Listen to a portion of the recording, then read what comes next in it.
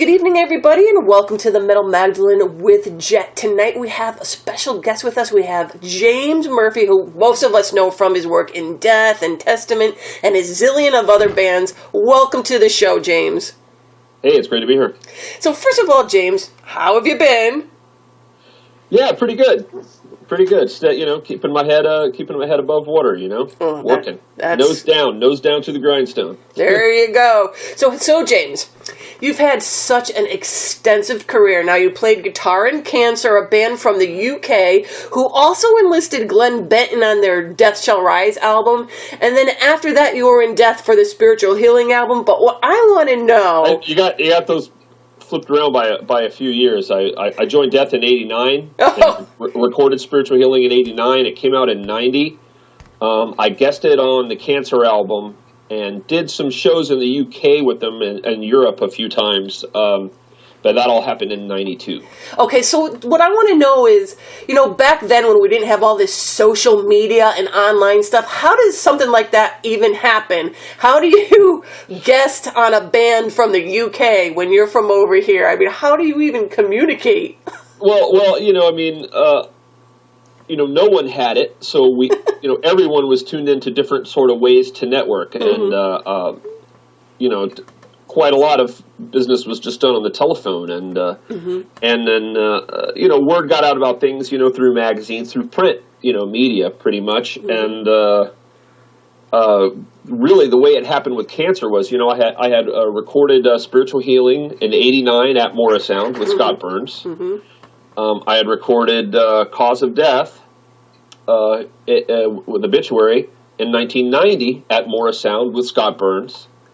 I had come down and done some guest work on a few other bands like Gorguts and things like and Malevolent Creation at Morrisound with Scott Burns. And Scott knew me, from all of those projects, and he knew that I had good gear. And by the time the Cancer album was being done, I had moved from my hometown in Lakeland to an apartment in Tampa to both be more near, the band situation and also my job, which was at Aces Records, which still existed at the time. And it was only about a 10-minute drive to Morrisound. And so Scott knew I had good gear. And of course, Morrisound, being a big studio, had a lot of, quality gear, Marshall heads and cabinets and all that sort of thing. There weren't as many cool boutique, amp heads around then as there are now, just other big manufacturers that are making heads now that are quality, that kind of sound good with metal. Almost everyone was using Marshall or Randall or something back then. That's really it. Marshall on the tube side, Randall on the solid state side. And but I had a good Marshall half stack, and Scott knew it, and he knew I was only 10 minutes away. So he when Cancer came to record their album at Morrisound, which lots of European bands were doing because of their reputation that studio had garnered, doing albums like Leprosy and Spiritual Healing and Cause of Death and et cetera, Malevolent Creation, first couple of albums.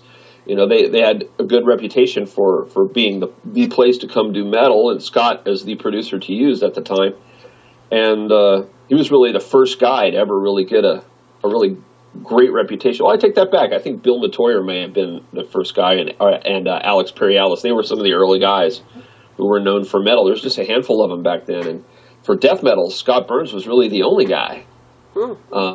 I take that back, except for maybe Randy Burns, who did Scream Bloody Gore. But anyway, out in California. But, Scott had a great reputation, and people wanted to come from all over to record with him. And that's what Cancer did. And I had never heard of Cancer. I didn't know who they were. They had an album out called To the Gory End, which I had seen at Aces Records. I had seen it, but it was one among, 100, albums that were there at any given time that I had never even heard yet. So I was just familiar with them by name and the album cover only. And so the thing that Morrisound would do is when a band came from overseas and needed amps, Morrisound would rent them one of their amps. It wasn't included in the price. It was an a la carte additional charge. And of course, these bands came over on small labels, and most of their budget was spent just the flights practically, Right. and the main recording and their hotels and whatnot. So, of course, budgets were bigger in general back then, but still, it was tight, to be able to also afford to rent on an a la carte basis, a Marshall head. I mean, these days, if you had to rent a la carte, people would probably just, you would just reamp it. Right. Use a plug-in or something to get a temporary guitar tone, just record the DI and then rent the amp to reamp it out to for like one day. But back then, you had to rent it for several days, and it was a pretty steep charge. So Scott knew I had this head, and he knew from experience that I would bring my gear down and loan it to him, for free of charge. We were friends like that. We were cool like that. So he called me and said, "Hey, can I, borrow your half stack again?" I got to say, my old Marshall half stack from back then is on more albums than I was. I mean, even like Atrocity and a bunch of albums. But anyway, I brought down my half stack for them to use, and by then they had, I guess the band members had been talking amongst themselves and had decided they wanted to ask me to do a couple of guest solos. They wanted like 2 guest solos from me. Nice. So I came down and brought my head, and Scott had said, "Hey man, I think they've been talking. I think they're gonna ask you to do a guest solo or something." And I was like, yeah, if it sounds cool, if it's something that's fun to play over, and sure, I'll do it. I got the afternoon, So I came down, and sure enough, they wanted me to play a couple of guest solos, so I did. And they thanked me, and I left my gear there with them, and I went on about my business. And but the next day, Scott called me back, and he said, "Yeah, James, so we're talking. We started recording John's solos, and nobody was really liking him, even John himself. He wasn't liking what he was coming up with compared to what you did. So they want to ask you to do the whole album." So I was like, "Well, okay, we can work something out, And I came down. We worked out a small fee, a nominal fee for me to play on the album, and I did. And I made it clear to them that at that point I was working on a new band. I was writing the material for Disincarnate, for Right. Kind. And that was my goal. My goal was to get that band signed to Roadrunner and carry on and have my own, my own band, my own career. And but they made a convincing case for me to not only play on the album, but perhaps fly out and do the first tour in the UK and Europe. I was like, okay, free trip to Europe, I'll get to hang out. They'll fly me out a little early, Unfortunately, what I didn't really realize is that it meant spending like a month, for rehearsals in Telford, which was a very lovely place, let me say, but you see everything there is to see in 1 week for sure. And after that, it got pretty boring, so we really just sort of spent most of the time that we weren't rehearsing at the pub, which was pretty fun. But the case they really made for getting me to do that was that they would, obviously pay everything. They'd pay me for the tour, and they would fly my girlfriend out and let her have a little European vacation. Oh, nice. And she could, whenever, they would come to some shows, but she could come to some shows with their girlfriends, but for the rest of the time, while we were tooling around Europe, she would stay and hang out with their girlfriends. So it just sounded like a cool plan. So I ran it by my girlfriend. She was all on board, and it was just okay. I'm getting a small fee, but basically a little vacation. Because we'll stay a little while. We'll be there a while before. We'll stay a little while after. We'll have some days off in between. We'll do fun stuff and have a good old time. And that is pretty much exactly what we did, and it was cool and had a good old time. But it was really intended to only be a guest position, and that's the way I made it clear to them, and they were clear that, I was not joining their band. I was signing on as a guest, and that I would do this tour while they hunted for a guitarist. Now, while they were there doing the album, they had a photo shoot for the album. And we had already discussed the tour thing, so their idea was that I tag along for the photo shoot. And for every photo that they take, they do a set of them without me. For every, location that they did a shoot, they would do most of them without me, and then they get me in and do some. So that when it came time for the tour poster, you're there. They put me on the tour poster, and it would be clear that I was going to be on the tour. Mm-hmm. And so, of course, the album came out right as I was over there for the first tour. Mm-hmm. And sure enough, the label had used one of the photos with me in it. It represented me as a member of the band. Basically, my thing that represented me as a member of the band. So, for the majority of that tour, I really, I was playing, and I wasn't real good at the business side of things back then. Right. I don't claim to be super great at it now, but I was most certainly, nowhere near as savvy about how to deal with things like this back then.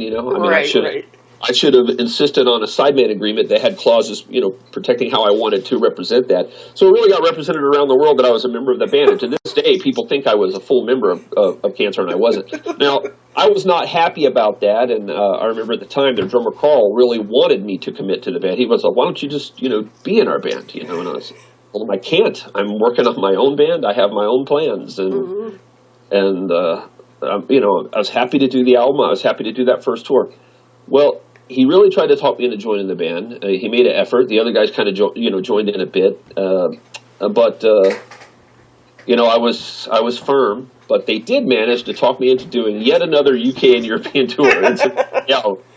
So I agreed. Only this time they did not bring my girlfriend out. It turned out to be fateful for me because, not to go too deep into personal things. She was less than girlfriend-like while I was gone. And so that ended that relationship, which led to my next one, so that was fine. There you go. So it wasn't as fun, the second tour. Mm-hmm. A little bit more business, less play. But I always have fun at the shows, and I had fun hanging with the guys. They're cool guys. And,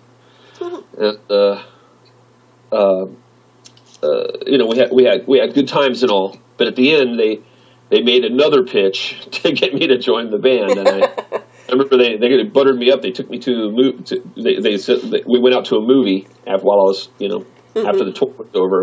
I forgot what movie we watched, and while we were sitting in the cinema, as they call them over there.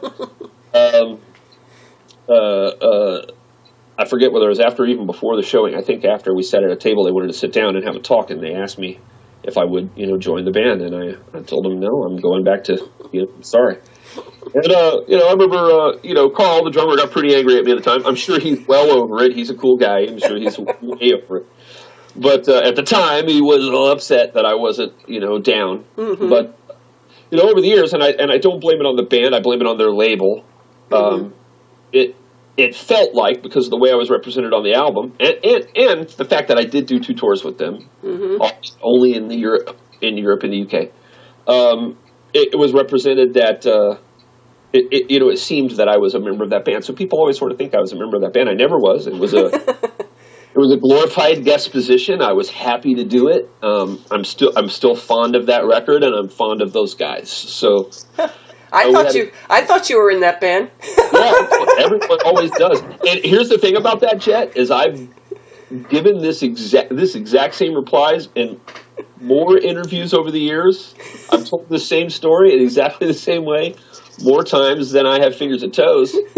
And I honestly believe that I could, even in the age of the internet, I could go online to every single site like yours and just all of them and tell that story in detail, and there will still be people 5 years from now that don't think I was a member of that band. It really doesn't matter what you say; it's what people want to believe in.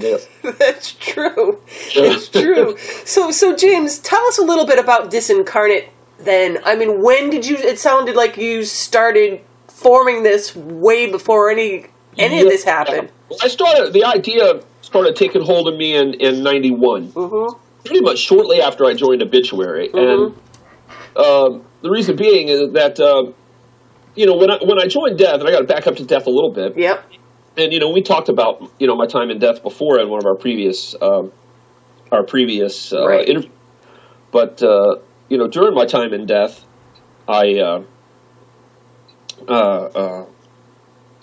I just sort of adapted to Death. I mean, I walked in to the band when they were 4 songs into writing Spiritual Healing. They had four of the songs done, and that's why if you look at the album credits, you'll see there's 4 songs that don't have my name on them. I mean, I played on them and I did solos on them, and I played half the rhythms on them, but I didn't write anything on those 4, except my solos. But when I came in, there were 4 songs to go still, because there's 8 songs on that album, and I immediately started contributing, and I just started writing stuff on the spot. I'd learned the 4 songs, and I knew some of the songs that I had learned to audition with, and I think we went into detail on my audition story, my crazy weird audition story last time we spoke, I believe, and because it was a very weird, odd audition, but with very odd circumstances. But I knew, and I was a big fan of Death prior. I had Scream, I had Leprosy, I loved them. I had gone to see them very early days as well, starting about 85, late 84. And but when I got the gig and I came in, they were 4 songs down and 4 songs to go. So I immediately started contributing, and I had just been inundated in Death for a while. Both as a fan and just as a fan, I had learned songs even before I knew there was ever going to be a guest thing. I'd gone to see them live a number of times. I don't even remember how many times. At least a good couple handfuls. And I was a huge fan. And then of course I had to study and get songs down really well to try out with. And then once I got the gig, I came in. I was like primed to write for Death in Death style. So I immediately just started contributing riffs. I was just pulling them out of my ass right there on the spot, and they fit in. And so I co-wrote half the album with the guys, and it was an easy, smooth thing. But when I joined Obituary, I had heard part of Slowly Rerot once, and I thought there was cool stuff in it, but it didn't really catch me. Like, I didn't rush out and buy it. I never owned Slowly Rerot until I was in the band and they gave me a copy. Nothing against Obituary. I love that album. That's a classic. That's a death metal classic, and it's cool. And I totally loved playing those songs live. But the point is, I was not someone who had listened to a lot of Obituary prior to joining. While obviously I play on Scream on Cause of Death, that album was completely written before I joined. I just went in and recorded my solos on top.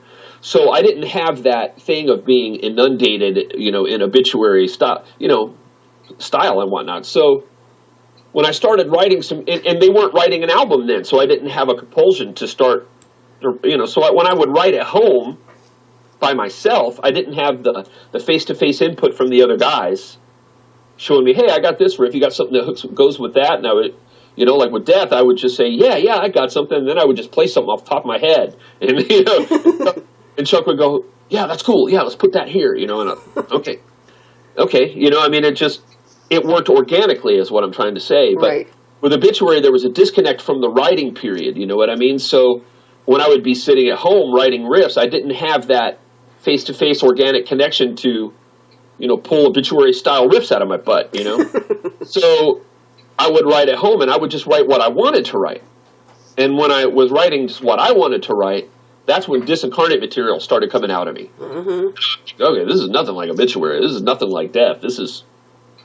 I guess this is just me, And I remember distinctly, after I had been in the band in a while and after I had written a good deal of riffs for the Disincarnate album, and I think I had probably also started programming this cheesy little drum machine I had at the time. It was a Roland TR-707. I started programming the first 3 Disincarnate songs that I had, which I think were Stench of Paradise Burning, Soul Erosion, and Confine of Shadows.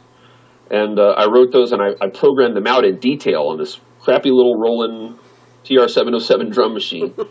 And each song took the entire drum machine's memory. So I had to do like a data dump, which at the time, was to a cassette. It would record a series of beeps and blips onto a cassette as audio.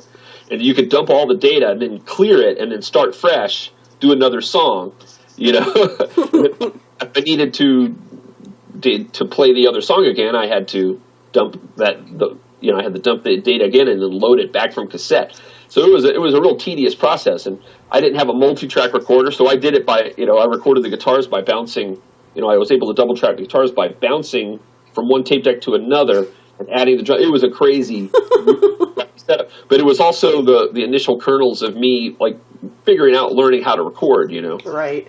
I had learned a lot, obviously, by, just paying attention to Scott and asking him questions while I was there about how it was really done, but I didn't have any of those tools, so I had to improvise with what I actually had.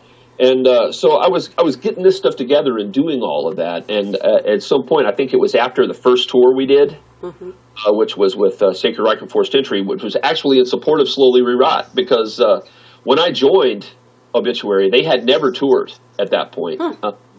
They had, in fact, only played out of the state of Florida one time at Milwaukee Metal Fest, I think, or maybe twice. Maybe they had also gone to Mexico. I don't remember, but they had never toured the States or North America, and in fact, had never played 2 shows in a row, 2 nights in a row. They had never played 2 nights in a row ever, and so there had not been a tour for Slowly Rewrought. So as soon as we finished Cause of Death and we sent it off to the label, we hopped in a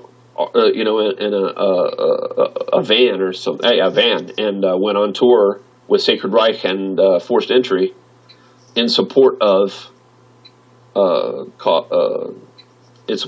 Rewrought. Then Cause of Death came out. We went to Europe, did the tour for Cause of Death, and then we came back and did another tour in the States, in North America, for this time for Cause of Death. And I think it was after that first tour, I was at Obituary's rehearsal pad, which was just the living room of John and Don's apartment in Tampa, which is just a duplex where for some reason we got away with playing loud ass music. We were just there, and I remember Trevor just said, "Hey, I'm starting to work on riffs for the next album. Starting to work on songs. What do you got? You got any cool riffs? What do you got?" And I said, "Well, I've been writing stuff. I don't know that it's Obituary style." And he wanted to hear it, and I played it for him, and sure enough, he's like, "Yeah, that's not really Obituary style." I said, "I know." No. He goes, "Well, what are you going to do with them?" And I said, I don't know. I think I'll just do another band, like a side band or something." Because at that point, I think Trevor and them were already. I don't remember the timeline. It may have been after I left that he did it, but I know after he left, he did the side band thing. He did Meat Hook Seed and right. But that's what I said at the time. Is I guess I'll do it as a side project thing. I think I'm going to call it Disincarnate. I already had the name and everything. But I remember, I didn't volunteer to show those riffs. Trevor asked me what riffs I had. So rather than, because I wasn't engaged in the process and inundated in Obituary music, sort of like I had been with, I guess I was. I went on tour, but sorry, kind of rambling a little bit as this stuff comes back to me, sort of on the, mechanically now. I don't have this written down in a timeline, so I'm just having to try to remember it as we go here. But yeah, so it just sort of came about like that. I knew those riffs wouldn't fit Obituary, and when I played them for Trevor, he was like, "Yeah, it's not really Obituary." So they're cool, but cool stuff, but it's not Obituary. So I knew it had to be a different band. And so then when my unexpected departure from Obituary happened. I had my mind set on what I was going to do, and I set about it, and I did it.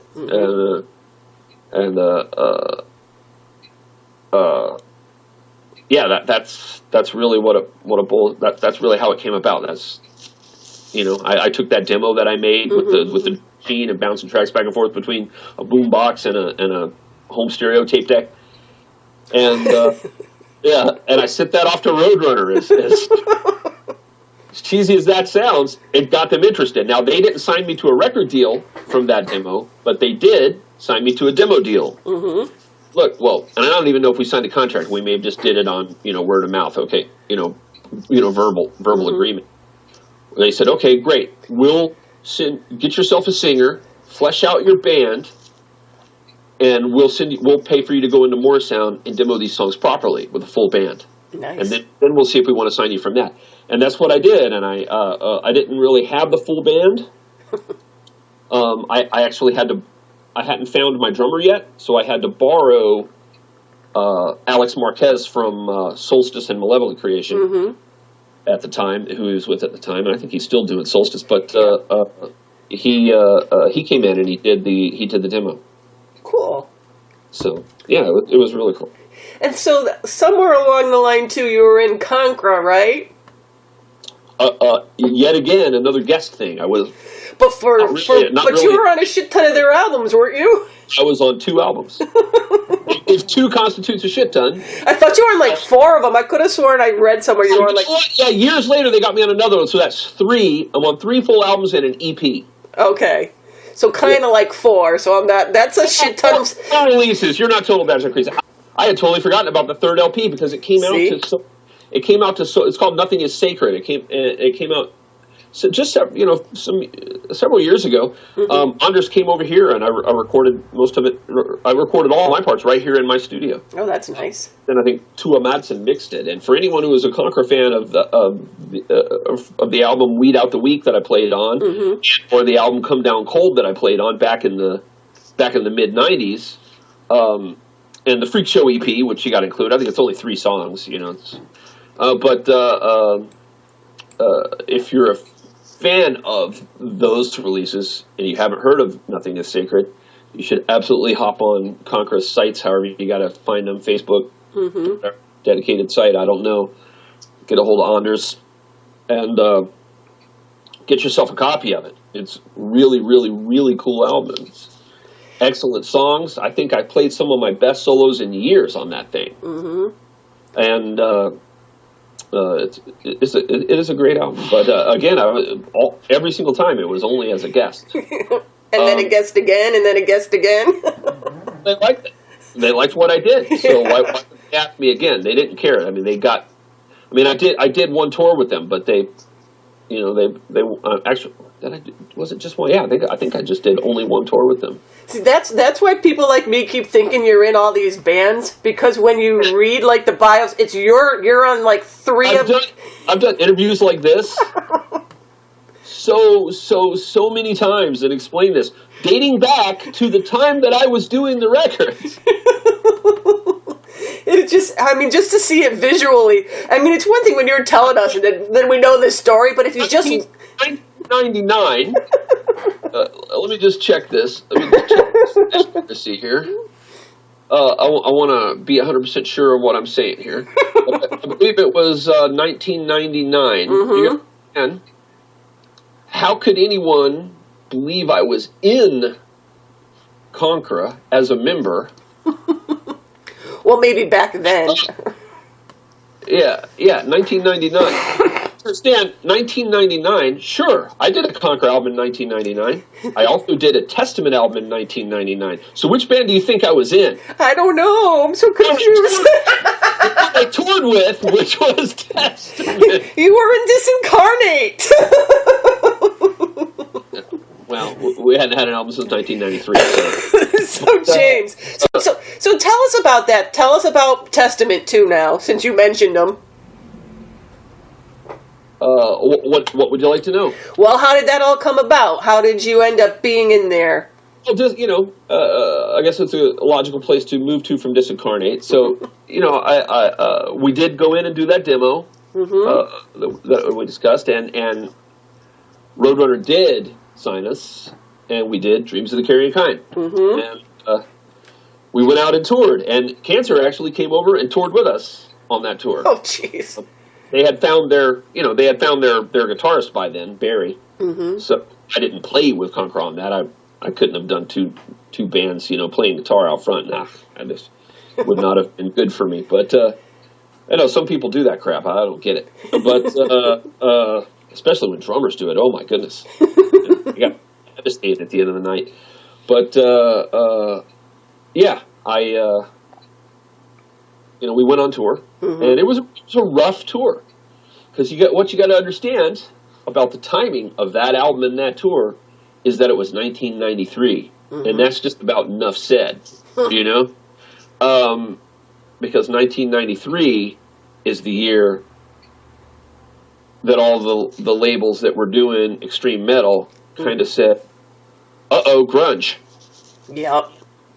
And they started dropping death metal bands left and right. Now, we didn't get dropped, but we were potentially on the chopping block.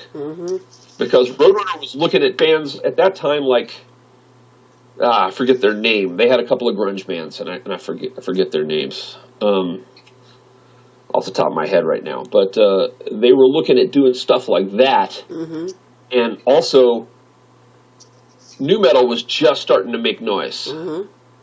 You know, Korn and Cold Chamber were getting up and running, but grunge was really the thing in '93, and oh God, I wish I could remember the name of that first Roadrunner grunge band, but I can't for the life of me right now.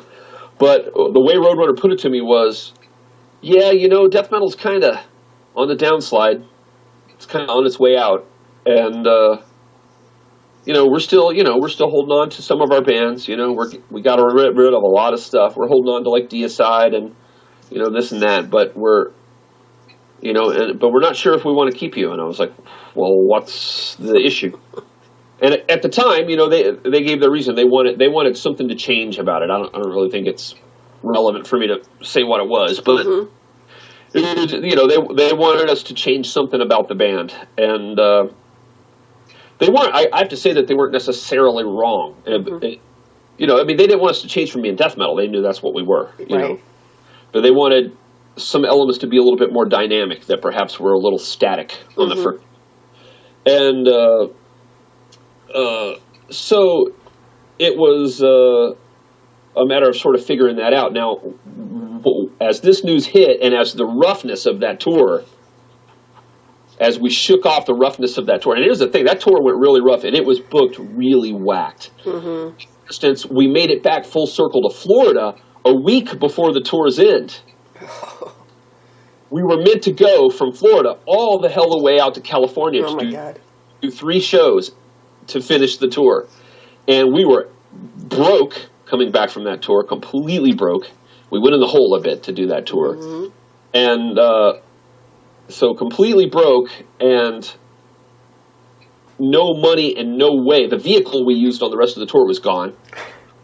We couldn't use that again. And, you know, we had no gas money. We had nothing. We were broke. We were having to basically borrow money from our parents, you know, and whatever, you know. So our booking agent at the time, which doesn't even exist as a booking agency anymore, I don't believe, TCI, they were very insistent that we must go finish those shows. And I was like, well, are they confirmed at least? Do you have the advances? No and no were the answers to that. Oh, God. May cancel. And before we even left out, one of them canceled. So it went from you have to go do these 3 shows to you have to go do these 2 shows, and one or both of them may even cancel before you get there. But this is the business. You have to go. Oh, my God. I was just like, that's all well and good to say I have to go, but I don't have the means to go. So unless I can piss in the gas tank and it'll work, you know, that's the only way we're getting there, you know. And even then, I don't have money to rent another vehicle, you know. So we just didn't go. And the result of that is, and this is the way the business works, young bands out there listening to this, learn this and know this. When you're new and you're not proven, and, you know, everyone knew my name, but death metal was on a downslide in '93, and, you know, one that didn't stop bottoming out until black metal started reviving the extreme metal scene later part of the 90s. So we were really in a rough spot, and we were an unknown band, and we were lucky just to have a booking agent. The only reason we had a booking agent is because we were on Roadrunner, and back then, you know, labels serviced promoters. It was called servicing the show. You would send out posters and flats and all kinds of things to make displays and all that sort of thing. And, you know, booking agents and would send these out to promoters promoters would, decorate the display cases in the venue and, go to local record stores and do displays for the album and promote the show and all that sort of thing. That was servicing the show. So, so we had a booking agent because they knew the tour would be serviced and they knew, so they gave us a shot. And when I did not go out and do those 2 or 3 shows, but I think it ended up only being 2, I could never get that booking agent on the phone again. He would never speak to me again. We lost our booking agent because we didn't lose our ass even more and go out and do 2 shows. Mm-hmm. And that's what happens, kids, still to this day. If you are new and hungry and you fight to get on a booking agent and then he offers you tours and you turn them down, you will, that's it. You're done with that booking agent. Almost certainly you're done. You won't be able to get them on the phone again. And I hear about that happening in the bands to this day. That's just a reality of the business. You gotta eat it and get out there and do those tours. You have to build. You can't just only do it if it makes financial sense for you. When you're new, you have to do it even if it doesn't make financial sense for you. That's called breaking your band. That's called putting in the work. But so what happened? I guess you had originally asked me how I ended up in Testament, and but anyway, the Disincarnate thing was rough, and because of the roughness of the tour, and the way things were going for death metal in general, a couple of the band members weren't sure what they wanted to do after the tour. And neither was I. And for that matter, neither was Roadrunner. They wanted to hear another demo. Basically, I was going to have to do another demo to hold on to my Roadrunner deal. Mm-hmm. And I wasn't even sure I wanted to. So the band was just in this murky spot. And we eventually kind of made it through it and started writing new material. Me and the drummer and the singer got together and started writing new material. But it was still a little shaky. The second guitar player had still not recommitted, and I didn't feel he was necessarily going to. I was not 100% sure we were going to be able to do what Roadrunner wanted and have us be happy. Mm-hmm. But I knew I wasn't totally happy with the first album. Mm-hmm. You'll rarely ever find an artist who's completely happy with his own work, Right.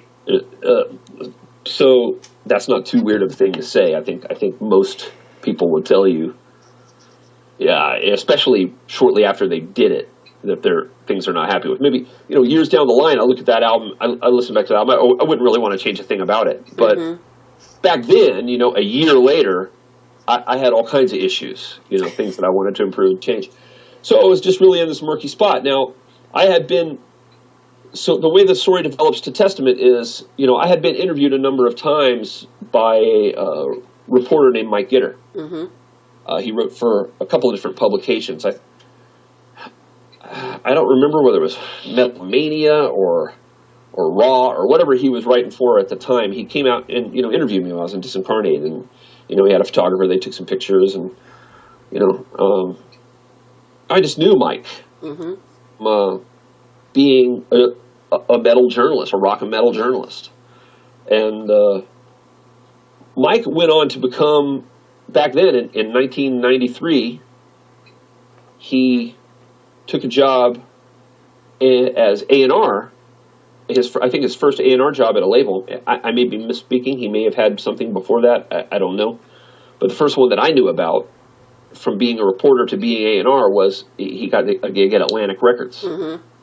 And as an A&R guy, he had a certain, amount of bands assigned to him that were already signed, and one of them was Testament. Oh, cool. Yeah, and right about this time, so I knew Mike. Mike knew me. He had my phone number, so because he had interviewed me a couple of times at least. And shortly after he became A&R for Testament at Atlantic back in '93, Alex had decided to depart Testament. Mm-hmm. And they were on the guitarist search, and so he recommended me to Testament. And he called me. And at this point, I had sunk pretty low. I had to give up my apartment in Tampa because I had lost so much money on the Disincarnate tour. I was a very young guy still in my early 20s, but I found myself, it sucks to be in your early 20s, having lived on your own for, 5 years or something before that, to have to move in with your mom, go back to your little podunk hometown. I had to move back to Lakeland, which is about an hour away from Tampa, and live with my mom, sleeping in her living room, and but that's what I did, and I would have to drive to Tampa for rehearsals with Testament. We had held onto our rehearsal place, and I would drive back and forth, and we were working on material. And,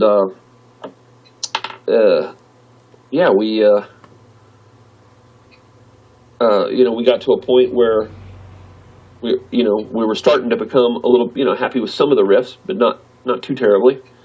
And, I still was a little bit shaky. And I was just home one day and I was just feeling really down. I was really bummed out. Everything had sort of gone to pot. I didn't know whether I was going to have a deal for the second Disincarnate album. I didn't know whether I had a full band lineup. I had left my job at Aces Records and moved back to Lakeland, living with my mom in the living room. So obviously I had to get a job. I had to go get a day job. I was working in a warehouse, and which made what they called smart payphones. They looked just like regular payphones, but they had a bunch of extra features that were not evident to the user. They were things behind. I don't remember what it was, but I was basically working in a warehouse sorting electronic parts. It sucked really bad, and so I was really, really down. And I got a call, and it was Mike Gitter, and he goes, "If you know Mike Gitter, you know how he is." He goes, "Hey, James, it's Gitter." Gitter. Hey man, how's it going? What's up? Hey man, so I'm working for Atlantic, and I represent Testament, and they're looking for a guitar player, and would you like to try out for Testament? And I was like, yes. Yes, I would. I have every single one of their albums. I already know a couple of their songs. Would absolutely love to try out for Testament. So I thought, here I'm thinking, okay, what's going to happen is I'm going to fly out. They're going to fly me out, and I'm just going to jam songs with them, and that's how it's going to go. But it turned out they were writing for a record. They were just in the writing process for a record, and Alex was gone. So, they had some demos of the first couple of songs that were written, and so Mike said to me, okay, sometime within the next few hours, Eric Peterson's going to call you. I was like, okay, great. I'm glued to the phone. And back then, you literally had to stay near the phone. You had to be in the house to get a call, because only really rich businessmen, like in Manhattan, had cell phones, and they were the size of a brick and had an antenna that had about a 2-foot antenna that stuck up out here. So I stuck at the house, and he called much quicker than that. I think within a half hour, and we had a good conversation. He told me he had been listening to Gitter had hooked him up with the various albums that I was on, and that while he really didn't get or understand those styles and didn't like the vocals, he at the time, Eric is much more into heavier stuff these days, but then he wasn't in particular. He wasn't really feeling it, but he said he liked my solos. He said, I was really surprised at your solos. They're really good. So what I'm going to do is do you have a 4-track machine? I was just like, I just got a 4-track machine. And I don't think I had. I just got a 4-track machine. And he goes, I'm going to send you, we're going to FedEx you. He told me what kind of 4-track he had, and he said there's an open track or two, or there's a couple open. I think he made a stereo submix of the song, and he sent me a cassette with 2 open tracks for like a 4-track recorder. And I wrote down the model he said he had. I had just collected my paycheck, and instead of like paying my car insurance or something, I went down and bought the same 4-track. I already had a handle on multi-track recording. I had made a number of albums. I paid attention. I'd learned stuff from Scott Burns, and I and I learned stuff from Colin Richardson, doing the Disincarnate album, and I had done a lot of my own to sort of bounce around the tape deck, so I understood perfectly well how they worked, and so I went and bought it, and the tape arrived, and it was Dog-Faced Gods. It was the song Dog-Faced Gods from Low, a very rough demo version of it. I think like drum machine and everything. It didn't even have drums, real drums. But I composed the solo that you hear on the album to this day, for Dog-Faced Gods, and I sent it off to him, and they loved it. He goes, dude, it sounds like Uli, and I think that's where I got him, like Uli Roth, like Cells of Charon. Mm-hmm. And I was very influenced by Uli Roth. Cells of Charon was one of my absolute favorite solos by Uli Roth, and I had the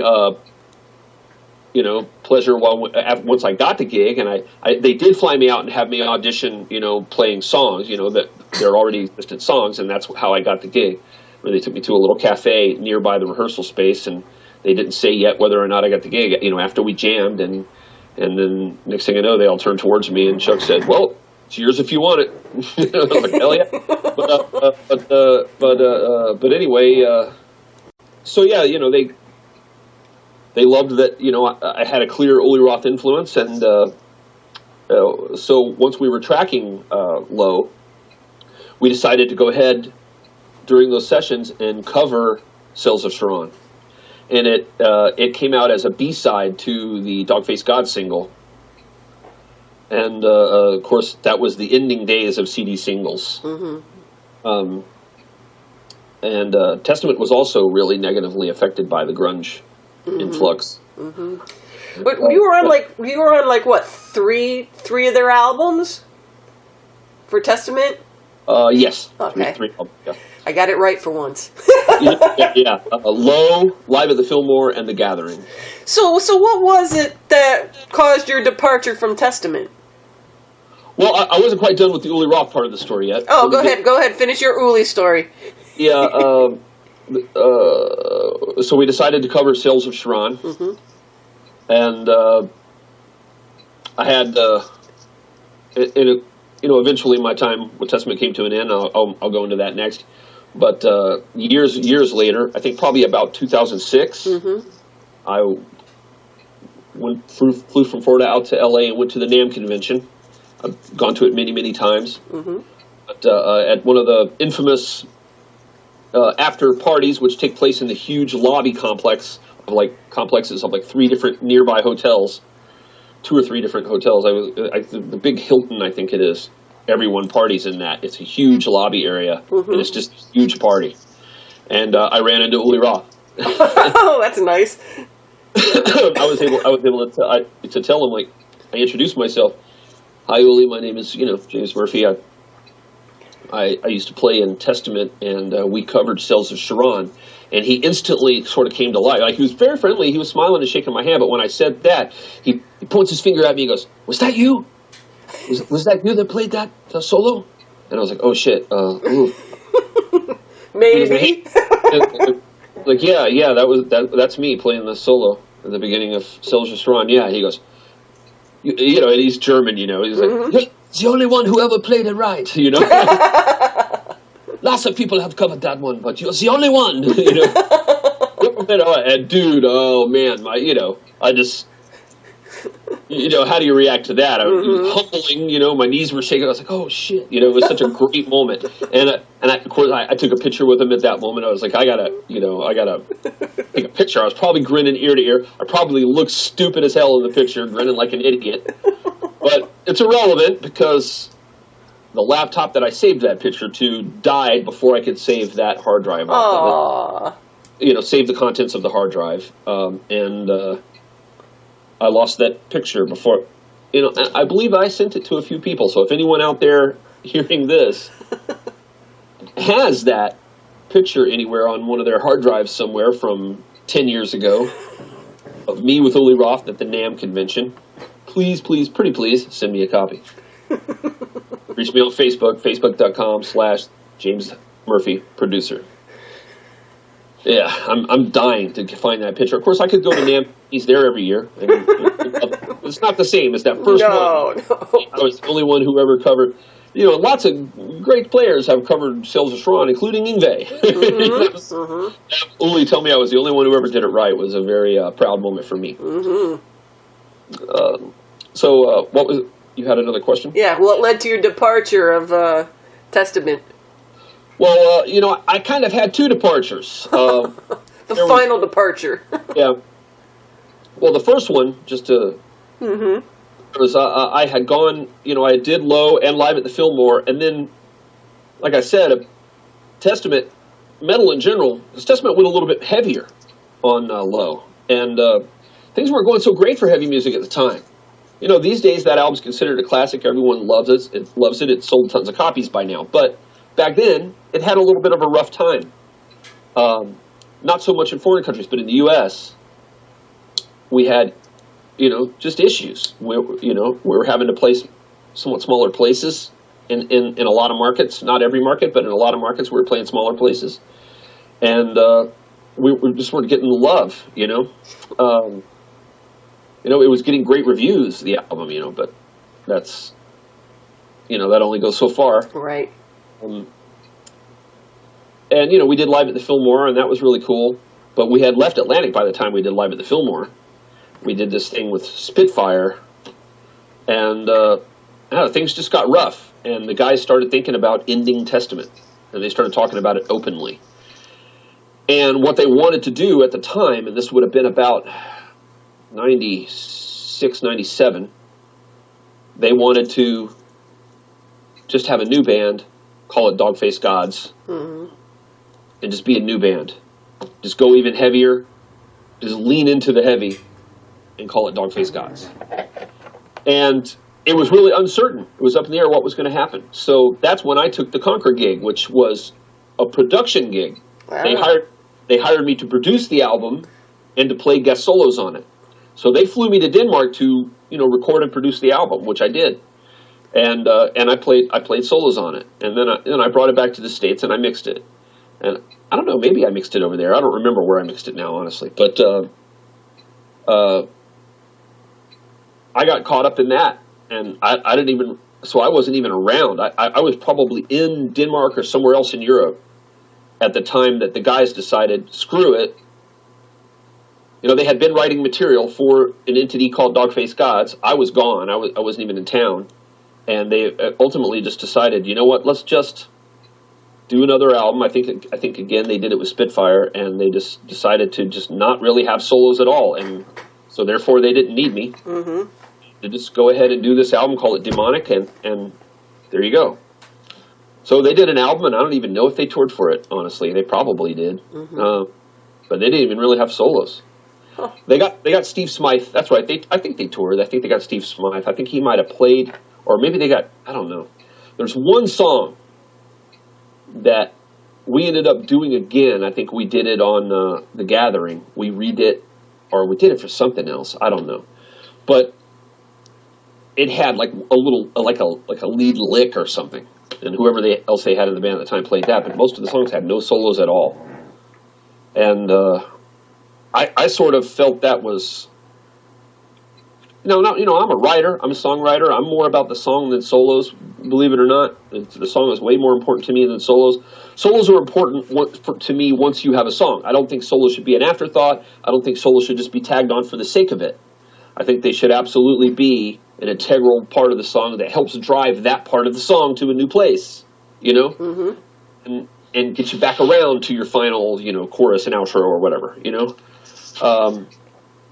I usually like to hear a solo as like a lead into a bridge or coming out of a bridge, something like that, just something that really helps move the song towards the next section. And anything that doesn't drive the song, should be cut. So if they weren't feeling that those songs needed solos, then they didn't need solos. You know what I mean? But for me, I got the feeling at the time that the way Eric's mind was working, and I obviously don't speak for Eric, he can speak for himself, but I know what he said about it at the time, and what he said about it openly at the time was that solos were done. So metal, solos were passé, thing of the past. It didn't need it. You know, most of the metal bands coming out at the time didn't even have solos. Well, yeah, but most of those bands were new metal bands, not proper metal bands like Testament, which Testament still was. Testament's still a proper metal band that just decided for one album, let's just not have solos. Yeah. And that's all well and good, but, you know, and Eric at that point had decided, like, I did some writing on Low, but by the time they were doing Demonic, they didn't want, Eric had decided to write everything himself, I believe. So he always wrote with his cousin, who, you know, like, wrote a lot of the early, like, a lot of the classic, iconic Testament riffs going back to the first day were written by his cousin Derek. And, of course, Eric wrote a crap load of them, too. Eric's a really good, you know, writer and a riff master as well. But, you know, Derek also contributed a lot. So I don't know, maybe Derek contributed some to Demonic as well, but, you know, they were cousins and they always wrote together. So it was just a natural thing. But as far as anyone else, any other outside writers, Eric had decided to not do that anymore. And so I just really wasn't needed. He didn't want an extra writer. He didn't want anyone, you know, he didn't want someone to come and play solos. And I was over in Europe doing Konkhra. So they just did the album, did the tour, decided to keep the name Testament, which was a wise choice. Very wise choice for them. I don't think it was necessarily a wise choice to have no solos. But people, you know, that album's really heavy. They really leaned into the heavy on that album.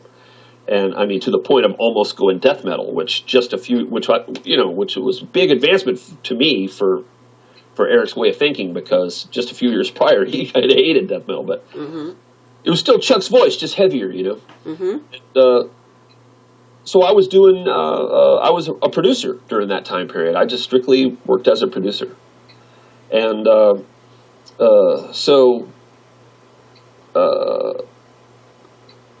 they did that whole cycle, and I carried on being a producer, and then we come to 1999. And 1999, as you pointed out, is when I did that second full-length album with Konkhra, Come Down Cold, and the Freak Show EP. I think of it as one album because you got to understand we didn't enter the studio 2 times. Right. We did the studio 1 time, recorded all those songs. They said these will be Come Down Cold. These 3 over here are going to be the Freak Show EP. It was decided, I think, almost even after the fact. You know, it's all just one recording session to me. Is the Come Down Cold session. But anyway, yeah, I did Come Down Cold. But what you got to understand is that also in '99, Testament decided to do Gathering. They decided to have solos again, so they asked me back, and so I rejoined Testament.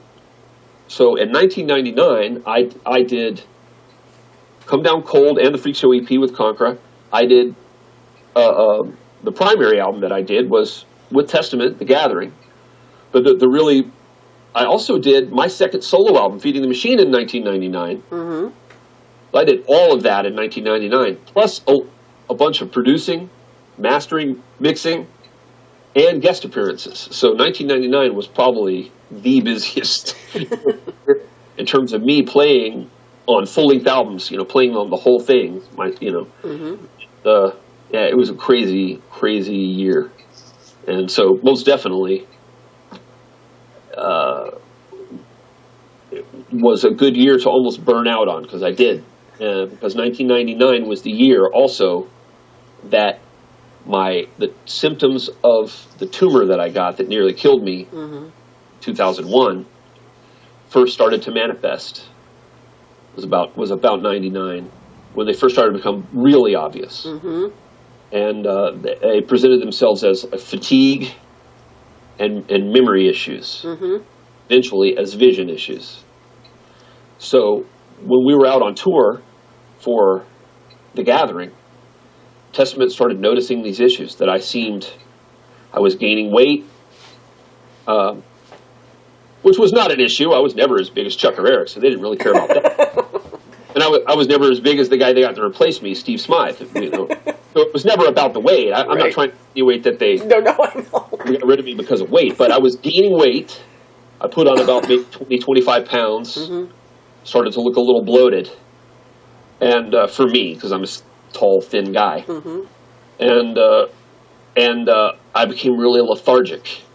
and they noticed that, and they noticed that that I was like late and not prompt for things, and I would sometimes miss bus call. I was hours late for bus call at the start of the tour. That's not good. No. So they just knew something was wrong with me, and they didn't know what it was. Now, for a bunch of guys who have openly admitted over the years that they've used drugs, they admitted to having done it. Mm-hmm. I'm not saying that they still use drugs or anything, but they've been open in the past about drug use, mm-hmm. In interviews and whatnot, and I never did. I never partook with them. I never partook at all. I gave up drugs in high school, which all I really smoked in high school was hash, because mm-hmm. I was in Germany, and hashish was easier to get in Germany than pot. Mm-hmm. So I've smoked way more hash than I ever did marijuana, but the high is about the same, and I didn't like it. Mm-hmm. Never did. I kept doing it throughout high school because you're there with your high school friends, and they're all doing it, so it's just whatever. You do it. It's past you take a hit. But I never bought my own, and it was just didn't appeal to me, so I quit after high school. And they knew that, but somehow they pretty much, like, even everyone in my family, mostly due to my father saying so, thought that, wow, James must have got addicted to drugs.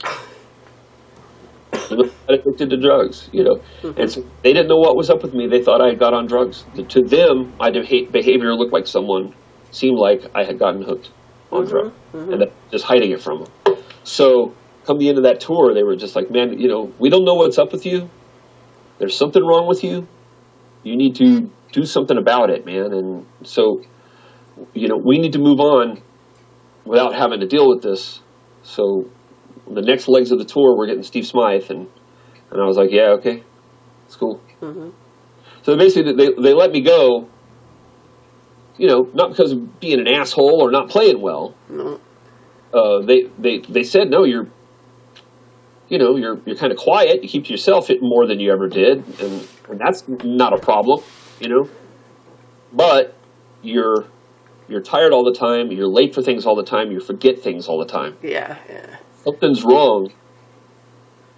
If it was just a week or two, we would have understood. But it's been months. Yeah. Something's wrong with you. You need to go taken care of. Mm-hmm. And they were 100% right. Yep. And unfortunately, I still didn't get it taken care of for about a year and a half after that. Mm-hmm. Or a year anyway, a good year.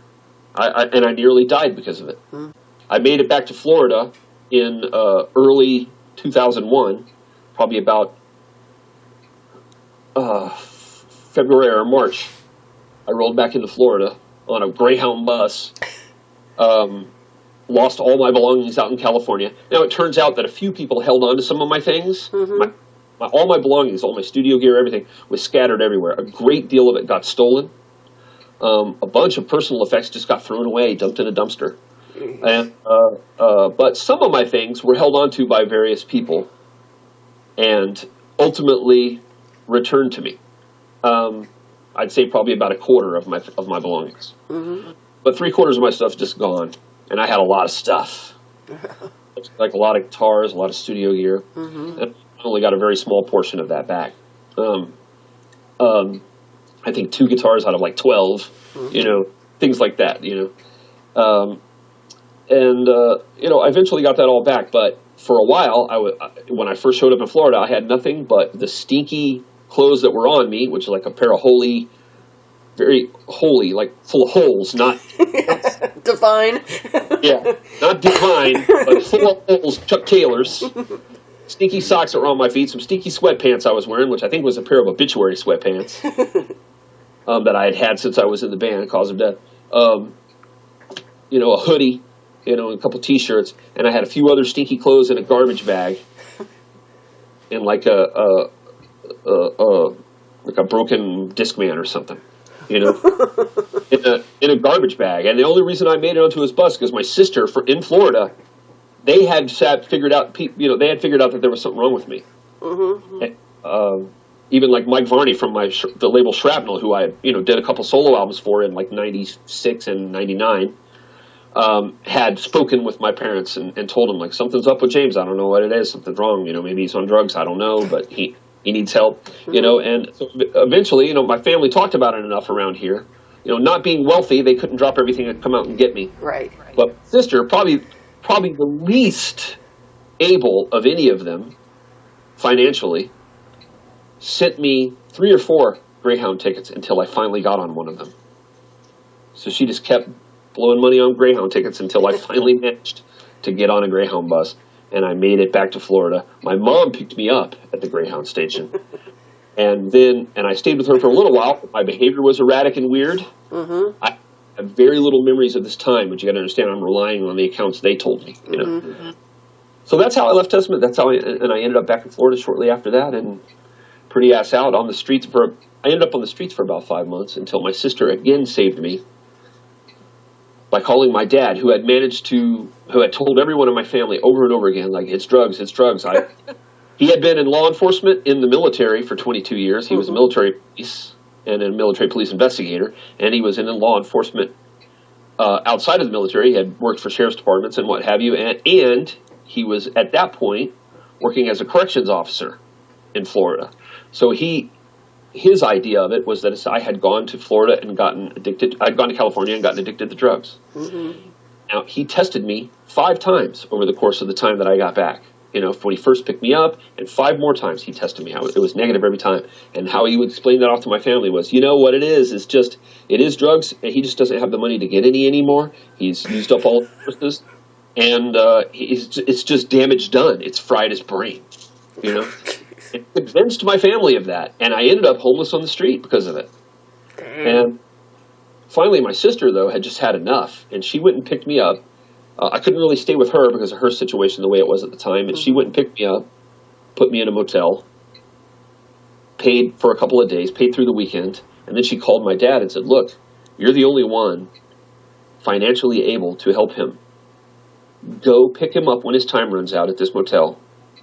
I gave him food money, and paid for the hotel. He's good for the weekend. You need to be there to pick him up, and you need to take him to the doctor and find out what's wrong with him. And she basically just put it to him like, if you don't never speak to me again, I don't know you anymore. We're done. So she just threw the hammer down on him, and so he reluctantly came and picked me up, and it went from there. And rather than talk for yet another 10 minutes straight, any questions you may have about it, or whatever.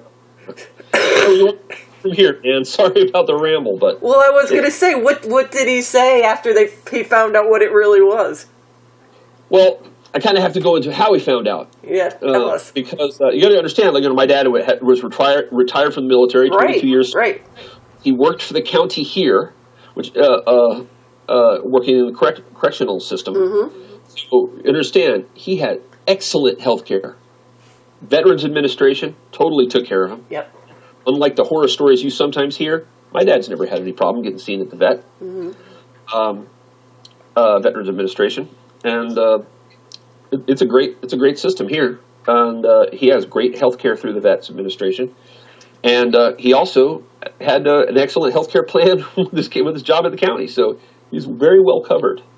And so he hasn't known what it's like for many, many years to not be able to just go to the doctor whenever the hell he needs to or wants to, or to get regular checkups. Now, so that leads me to him, and and of course he has retirement money.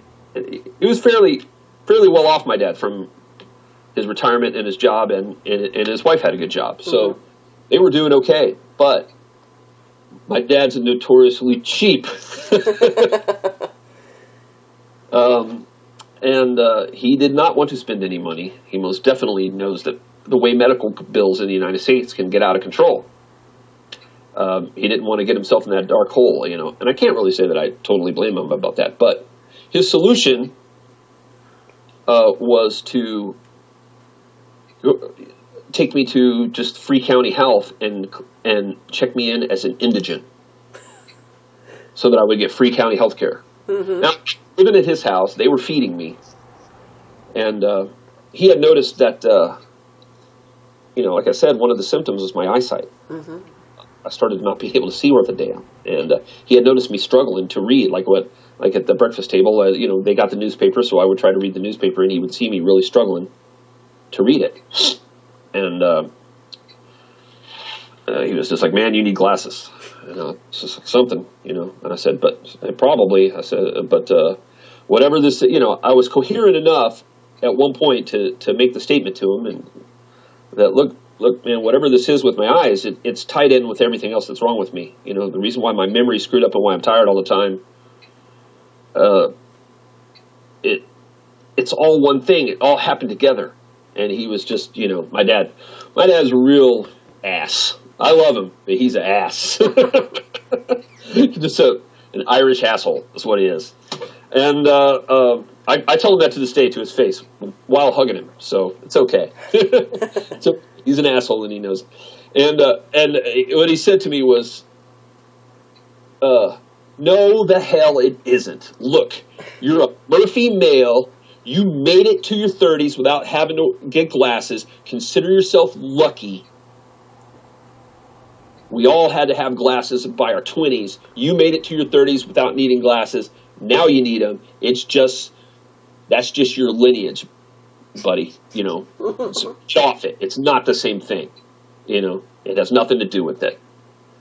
And he said, look, we're taking you to the county health. Afterwards, we're going to drop by a drugstore somewhere and get you some off-the-shelf reading glasses, because you clearly can't do the things you used to do anymore. You can't play guitar anymore, apparently, because I just did. I didn't have one. He said, you can't produce bands. You don't have your studio anymore. You got to do something. You can't just sit around my house. So you're going to have to get a job at McDonald's. We're going to go after we go to the county health, we're going to go to the drugstore, get you some off-the-shelf reading glasses. Then we're going to go pick up some applications, McDonald's and Burger King and whatnot, and then you're going to come home and fill them out. It's just like, whatever, man. At that point, I think I had given up. But like I said, my memory of it is very sketchy. Mm-hmm. It's very much just in flashes. But I do remember going to the county health, and I remember when I was seeing the general practitioner, he just looked around at me, just did the stethoscope, the cliche checkup: stethoscope, tongue depressor, whack you on the knee with a little hammer, check your reactions. That was really about it. And the only real symptom I could tell him I was having at the time, I said, well, I'm tired all the time. And my dad, I told him I was having, he didn't really say it as memory issues. He told him I was having behavioral issues. I was acting weird. That's how he put it. I was just acting weird. I wasn't acting myself. And that I was tired all the time. And I had mentioned that I was having acid reflux. So the only thing the actual doctor gave me, the medical doctor, was a prescription to Zantac. Mm-hmm. But he referred me over to the psychologist. Mm-hmm. He said, if he's not acting himself, maybe he needs to talk to a psychologist. So they sat me down to talk to a psychologist. I kind of remember sitting there and talking briefly to the psychologist. And I don't remember what was discussed, but I remember my dad was true to his word. And after we left the shitty little county health offices, he drove me not to a drugstore, but to a little OptiWorld place. That was the first place we saw that he thought might have reading glasses. So we pulled in, and there were mind you, this was about 5 months after I had arrived in Florida, and probably about a week after he had picked me up out of that motel that my sister put me. So I had spent a good deal of time homeless, and did some couch surfing. I had a couple of friends who did put me up on, couches, air beds, and whatnot here and there, but it wasn't consistent. But anyway, he picked me. He took me from that county health to the OptiWorld, and we went in, and I was trying on the off-the-shelf reading glasses. And they had a little thing there for you to read to test and see if it's helping you out. This stuff is it's basically reading glasses. Mm-hmm.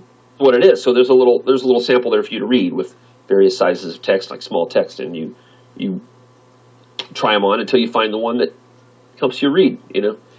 And there was no one else in the store except the guy behind the counter, who I assume was like an optician or something. Mm-hmm. And I was trying them on, and I do remember telling him, I have pretty good memory of this particular event, telling him, like, look, man, some of them help me read a little bit together. They're like a magnifying glass. we were in the Opti World, and I was trying on the off-the-shelf reading glasses, and there was a lot of different glasses, and there was the sample text, and there was no one else in there except the optician or whatever he was that was working the counter. And I remember telling my dad, like, look, no matter which one I try on, there's like this blob over my eyes, like someone smeared Vaseline, like from the periphery in, and I can't see through it. Mm-hmm. So no matter what I put over the top of it, I can't see through that to the text. Mm-hmm. And I remember just my dad was getting impatient with me. He thought I was fucking around with him. He thought I was, trying to shirk having to work at McDonald's or some shit. So he was getting his typical lost patience. If you try my patience, man, I'm getting, like he used to treat me when I was a preteen, mm-hmm. a teenager. And but the optician had heard what I was saying, and he came over and he said, "Excuse me, I can't help but hear you guys. You're the only ones in here. Small place. So I would like to give you a free eye exam." Mm-hmm. My dad hears the word free. He goes, "Oh, free. Go for it." Free. Yeah, let's do it. So I went over and sat in a little chair, and he pulled out these, sort of the typical eye exam things. They have, that little weird little conical-looking scope thing that they stick right up to your pupil and look into your eye, And he did that probably for only about 20 seconds. And he's like, uh-oh. And he said, and I remember him saying, "What I'm doing right now is looking at the back of your eye." And then he put it down, and he just had this like real serious look on his face. I said, "Well, I'm really sorry to tell you that I think, judging by what I'm seeing here and what you're saying, that you have a pituitary tumor, and a large one, and it's so large that it's pressing on your optic nerve from behind and causing your visual disturbance. And yeah, definitely, like I said, just a few seconds earlier, my dad had been giving me shit, saying that I was bullshitting him about saying that I couldn't see through. That none of the glasses were helping me. He thought I was lying to him. And this guy says, "Yeah, you wouldn't be able to see through. None of those glasses will help you." He said, "I need to refer you to an ophthalmologist. An ophthalmologist is going to have to recommend probably refer you to a neurologist. Mm-hmm. And you're probably going to have surgery to remove that tumor." And we were just like, whoa. So this guy's working in an Opti World, found my tumor. And because of that, I was referred to an ophthalmologist. The ophthalmologist confirmed his findings, referred me to a neurologist. And I remember, and that was like 5 months after I had arrived in Florida, and they scheduled my surgery for a couple months later. I remember my surgery was scheduled for September 17, and I remember on September 11, 2001, sitting in my dad's recliner chair in his house, watching the news story break, and just being horrified like everyone else at the story, but also having a deep fear that somehow this happening would totally disrupt the country, disrupt everything, was going to cause chaos. It was an irrational fear, but my brain wasn't working right. I hadn't had my surgery yet. Right. My brain wasn't working right, and so I had this irrational fear that I wasn't going to be able to have my surgery, and that I was going to die from this tumor. But of course, I did have my surgery on September 17th. There were two things that I didn't know about it. I did not know going in, my whole family knew, that the doctors had given me only about a 50-50 chance of surviving surgery. That's a pretty good chance, I guess, as serious surgeries go. But it's also, it's a roll of the dice, essentially. It's a flip of a coin, literally. Literally, it's a flip of a coin. Mm-hmm. But the doctors were very, very skilled, so I'd like to think that they gave me a much better chance than that, despite their own prognosis on it. And the only reason I was able to have the surgery, because again, I was completely broke and I was registered as an indigent, was because the hospital that did it, the doctors, it was a teaching hospital in Tampa, and they had students watching. Mm-hmm. And basically in my case, it was so large that it was like unique. It was interesting to them to do the surgery, to show. It was like, it would be their only opportunity to show that class of students what that was like. that type of surgery. So I was a teaching subject. So basically, I had to sign all kinds of waivers saying that if I died on the table, that's it. Mm-hmm. No recourse. And while a bill was generated, I've not been harassed to pay it over the years. It's over $250,000. So. Oh, I bet. But anyway, that's how it was. Oh, that was just the first thing that we found out. It was a 50-50 chance. What I found out later was that all that time, for the last 3 months, anyway, of that time, that my dad was telling my family, no, it's drugs. He's on drugs. There's no way that it's anything else besides drugs. We need to get him into counseling, drug counseling. That's the best we can do for him. That for the last 3 months of it, he knew that he himself, 3 months before I was diagnosed, had been diagnosed with a pituitary tumor, the exact same type of tumor. Oh, weird. And he couldn't. Now, the thing is, he had really good, medical, and he had good checkups. So his was caught when it was the size of a pea. Mm-hmm. Mine was caught when it was the size of 3 golf balls. You know what I mean? His was caught when it was the size of a pea. So all he ever had to do was take a pill. Mm-hmm. And he doesn't think he's even taking it these days. Every once in a while, they put him back on it for a little while. I have to take 5 of those pills a day to this day. Mm-hmm. Had to have a massive, massive surgery. Mm-hmm. He just takes 1, and not even consistently, just for a couple of weeks here and there when they tell him to. Mm-hmm. We'll put him on it for a month, see him, do new blood work, and say, okay, you can go off it again. And he also knew that it was genetic, that it could be passed down. Oh, jeez. And I got to say that it's not, despite the grief that he got then from everyone, I'm sure. And despite that, I almost let my son die when he had the same thing I had, was genetic, and I just never even told him and never even thought that maybe that might be it and let's check it out. No. Even since then, he's wound up with problems that can potentially be genetic that he hasn't bothered to tell me about. Oh, jeez. Hey.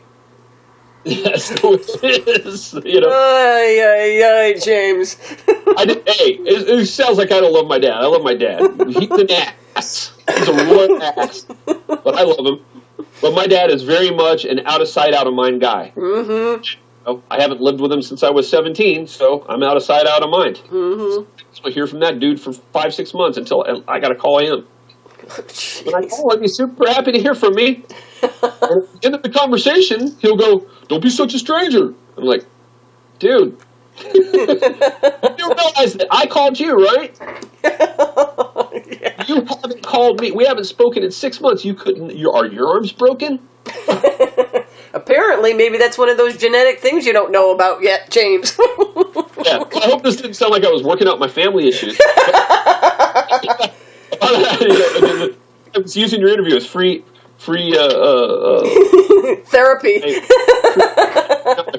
But I'll send you the bill.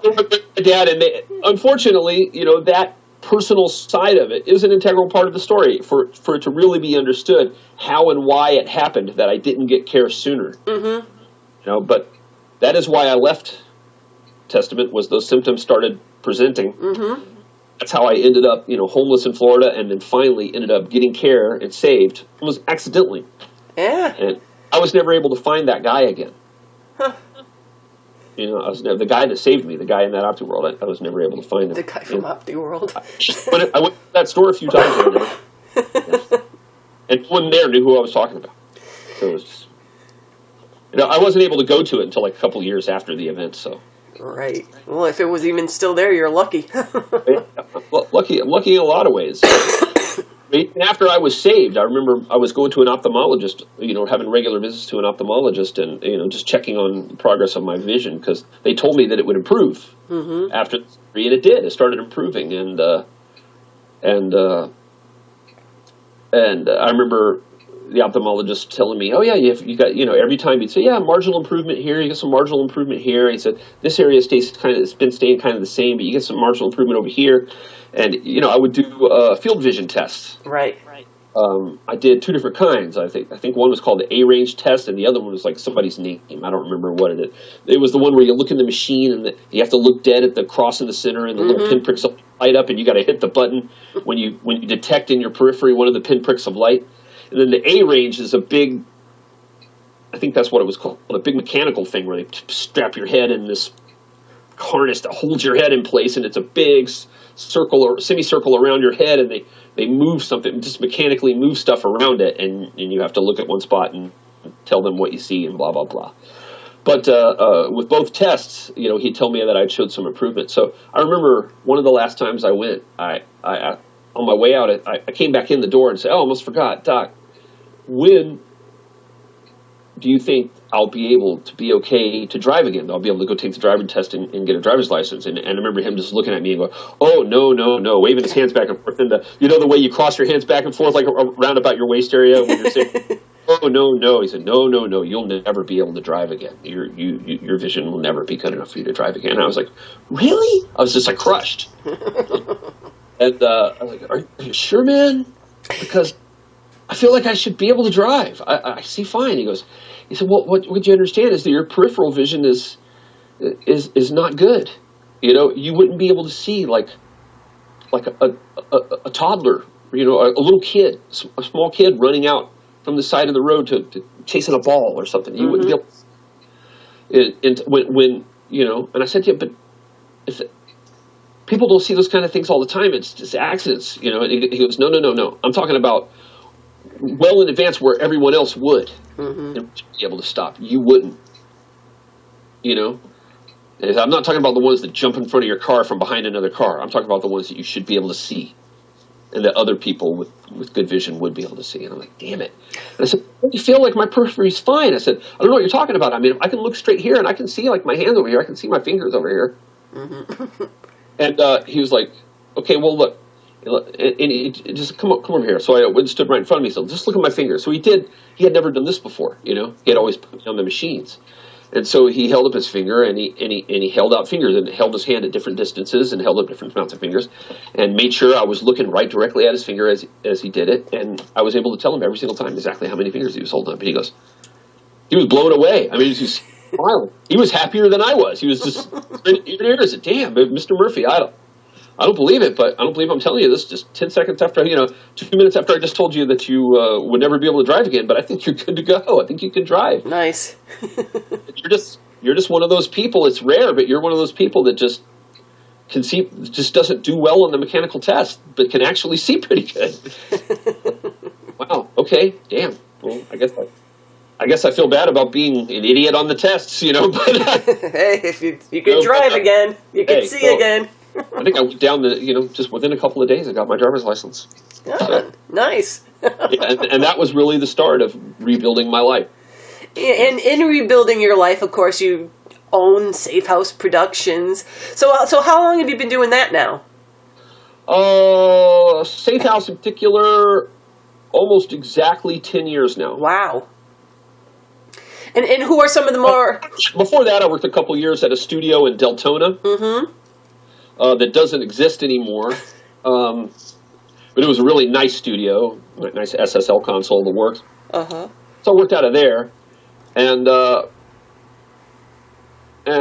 to that, I was pretty much just recovering from surgery. And I did some work, but I went and did them at other people's studios. Mm-hmm. Like I think I went up to New York and did some work for someone at his studio. I went out to Audio Hammer when it was first forming. Jason Sukoff's place, and I did some work there, at his place when he was really first getting it together and he was first starting to, become known. And I think that would have been about 2002, something like that, 2003. But I didn't really get to kick back in gear full steam until 2005, 2006, when I was really able to get together a good chunk of money. I got a settlement. And I saved a bunch of money from doing work at other people's studios and doing guest solos here and there and doing some mastering at other people's places. saved a bunch of money, and I got a settlement, and I borrowed 20 grand. And so I got together about 45, 50 grand, and decided to just do my own studio here at my house. Make it a residential studio in the countryside. And that's what I did. And that was the birth of Safe House. And almost 10 years ago. And you've had quite a few bands come in and out. I got a question for you from somebody, and they want to know, who was the most efficient and prepared drummer that you've ever tracked? That's very easy. Mike Heller. Oh, I take that back. It might actually... It's a tie. It's a tie between Mike Heller, who is... for the last few years, people will know him as the drummer of Fear Factory. He also has his own band on Willowtip called Malignancy. He was also the drummer of System Divide, whose album I mixed and mastered for Metal Blade a few years back. And he was also the drummer on the SWATs album, the band Success Will Ride Apocalypse Across the Sky, that I did for Metal Blade for Nuclear Blast several years ago. So he's a drummer I'm very well familiar with. He's always very prepared, and even when he isn't prepared, he's so awesome. He just comes in and plays killer things just about every single time he plays. Every take's practically a keeper, so it's just a matter of deciding what you want him to play. So him, and the other guy I wanted to mention is Brian Harris, who is probably the most actually prepared, ready to go drummer that I ever brought in for a session besides Mike Keller. I hired him as a session drummer for the Structure of Inhumanity album from a few years ago. It's called Completion Integration is the name of the album. And it's a side project band of the keyboard player from Pyramaze, Jono Weingarten. And it's a pretty great album that unfortunately went way under the radar, and people should really check that out, especially if you're fans of stuff like Pyramaze and just bands like that, like Evergrey and just stuff like that. Should definitely check out Structure of Inhumanity, the album Completion Integration. And Brian Harris is known for years for playing with his brother Michael Harris, who's one of the shred guitar guys since the late 80s, early 90s. He's got a number of albums out. Brian often plays on his albums, and I knew him from that, and I knew him from a few other bands and things that he had played on. And so I brought him in as a session drummer on this album, and he came in and just tore it up. He threw his tracks down in no time. He was super prepared. He had charts made out, the whole nine. And I would absolutely hire him again, but it's unfortunately not come up since that album that anyone has particularly needed a drummer. That I didn't feel that for whatever reason that Mike Heller would be a better match for, but that's not to take anything away from Brian. He's an amazing drummer. Who are some of the more recent bands that have been through the studio?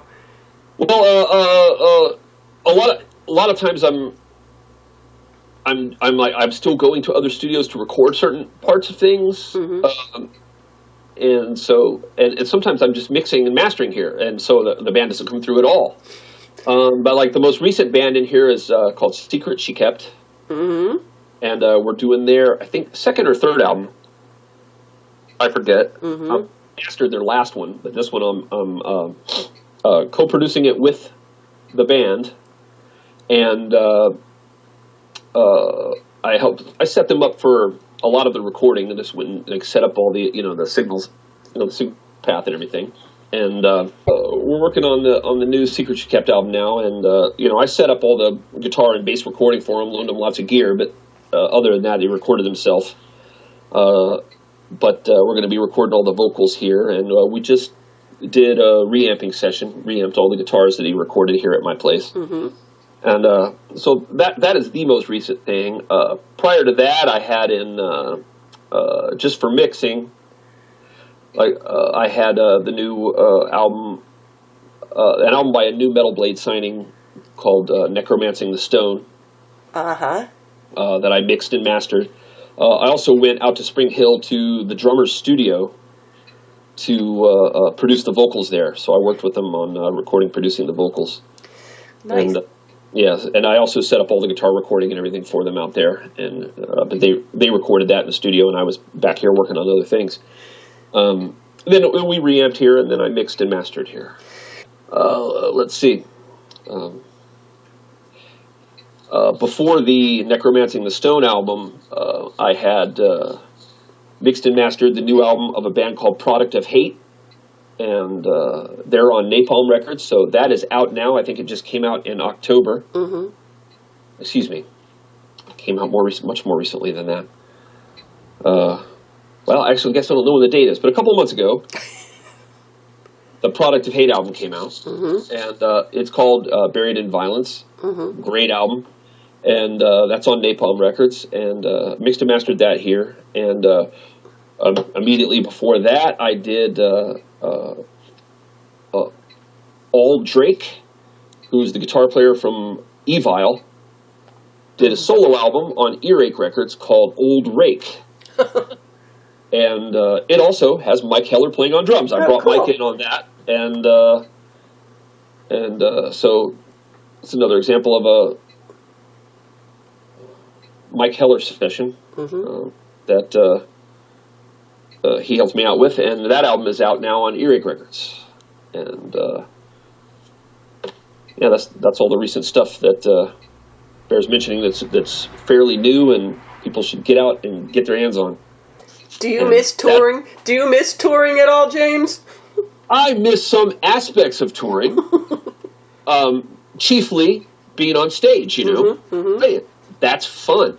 The energy, the interaction back and forth with the crowd. The last time I felt that was, I think, 2005 or whenever the Roadrunner United 25th or 30th anniversary show. Yeah, Roadrunner United show at the Nokia Theater in New York. That was my last time feeling that feeling, playing live in front of people. I've been behind the glass pretty much.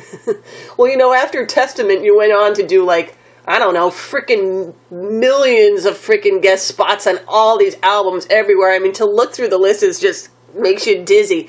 Daft, Nevermore. I do not know them all. I don't even begin to know them all. But go ahead. Yeah. I mean, I can't name them all, but just the ones that stand out were like Daft, Nevermore, Gruesome, Malevolent Creation, Broken Hope. I mean, it goes on and on. What are some of the more recent albums that you've made guest appearances on? You should be able to remember those, James. It's hard. There's one that this is weird. I'm doing a couple right now. Mm-hmm. I'm working on a couple. One of them that pops to mind is Excommunicated. I'm actually doing, and I think it's a bonus track. I don't even know if it's going to be on the album proper, but it's a cover of an Obituary song from Slowly Re-Rot. How ironic. Yeah, and what I'm going to do is I'm going to pull up a YouTube video of me playing that song with the band somewhere and sort of get the vibe of what I did live back then and try to sort of recreate and vibe on that. Mm-hmm. Because what I did was, I didn't play Alan's solos because Alan didn't really as much do solos as he just sort of, the whammy bar was his thing, and while I started incorporating whammy bar, in Obituary, I did, I still have my style, the way I play, right. and so the way I approached Obituary, the way I approached Obituary was very different than, say, the way I approached Obituary and Death, by the way, because Death had 2 albums out from before I joined, and Obituary had 1, and the way I approached those, as opposed to the way I approached Testament, are very, very different. Because the way I approached Testament, I'm coming into a band that was iconic, had an iconic guitar player already. Alex was a guitar hero. Mm-hmm. His solos are very distinct, little mini compositions within the song. I knew that fans wanted to hear those solos regardless of who was in the band. And I knew that from being a fan myself. I'm just like, that solo is part of the song. I don't care if you change guitarists, or I don't care if the guitarist is lazy, or the guitarist is just, man, I improvise, man, I never do it the same way twice. That always, you know what, I get that if you're in a jam band. But if you're in a band that has, that plays songs, full on, real songs that people learn, and people don't just learn the lyrics note for note, they can hum the solos, and, they know the solos note for note. And I know that from being a fan myself, and you stand in the crowd and you go nuts, and you want to hear it. We want to hear them do it like the album. And I never liked it when singers would sing lines differently live. You know, I never understood back then that it was when I was originally a fan going to shows. I thought, well, why is he doing that? Why? Is he just trying to be creative? Well, you know, years later, I know it's pretty much just because maybe you can't hit that note live. It's got to, you know, do something a little different, you know. But with guitar players, usually the reason why they want, if it's the same guitar player that played on the album, that is probably their improvisers, you know, and so they just sort of do whatever every night. That always made me mad. I would know the solo from the album, and I was, damn it, I want that solo. I want to see how he played it. You know what I mean? I want to be able to look at it and hear that. You know, so I knew going into the Testament, I needed to, for the fans out there, I needed to play Alex's solos note per note, and I did. But when I went into Death and Obituary, those were, you know, both those guys, Rick and Alan, and not taking anything away from either one of them, they were both really good at doing that. You know, they did. You know, they played pretty much, you know, bar stuff, but they were both, you know, creative with it. They both have their own style within that. But it was so not me. And I also, you know, I didn't feel that, you know, that they were particularly iconic. I mean, Chuck in particular told me he didn't want me to do Rick's solos at all. He told me he wanted me to come up with my own stuff. So the way I approached with both of those bands, Death and Obituary, was I played. I just had the mindset of, okay, what would I play had I recorded this album? What would I have written in the studio to play on this album? And that's what I would play live. So that's what I'm going to do on this excommunicated cover of an Obituary song, is I'm going to play what I did live. Or close to it, you know, close to it at any rate. Because, so that ought to be fun. I wouldn't have done it if it were a song. Like I've been contacted and asked to play on, I think, a cover of Low or something from the First Testament album I did, Low, like Dog Face Gods or something like that. Someone, dude, will you play on our cover? I'm like, no. I'm on the album that song is. If you want me to play on a Testament song, you got to cover a Testament song that I didn't already play on. You know, I'm not going to cover myself. I'm not going to do that. It's not happening. Yeah, it's not happening.